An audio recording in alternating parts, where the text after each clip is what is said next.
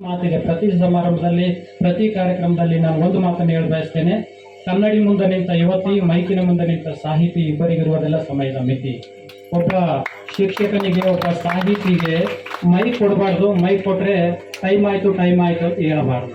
ಮಧ್ಯೆ ಮಧ್ಯೆ ಚೀಟಿ ಕೊಡಬಾರ್ದು. ಮಧ್ಯೆ ಮಧ್ಯೆ ನಿಮ್ಮ ವಿಷಯವನ್ನು ಸಮಾಪ್ತಿಗೊಳಿಸ್ರಿ ಅನ್ನುವಂಥ ಬೇಡಿಕೆ ನೀಡಬಾರ್ದು. ಕಾರಣ ಮಾತನಾಡುವಂಥದ್ದೇ ನಮ್ಮ ದೌರ್ಬಲ್ಯ. ಸೊ ಹಾಗಾಗಿ ಇಂಥ ಮಾತುಗಳನ್ನ ಹೇಳೋದ್ರ ಮೂಲಕ ಸದ್ಗುರು ರಂಗಲಿಂಗೇಶ್ವರರ ಆಧ್ಯಾತ್ಮಿಕ ಕೊಡುಗೆಗಳು, ಸದ್ಗುರು ರಂಗಲಿಂಗೇಶ್ವರರ ಸಮಾಜಮುಖಿ ನಿಲುವುಗಳು, ಸದ್ಗುರು ರಂಗಲಿಂಗೇಶ್ವರರ ತತ್ವಪದ ಸಾಹಿತ್ಯದ ಕುರಿತು ಒಂದೆರಡು ಮಾತುಗಳನ್ನು ನಾನು ತಮ್ಮ ಮುಂದೆ ಇರಲಿಕ್ಕೆ ಬಯಸ್ತೇನೆ.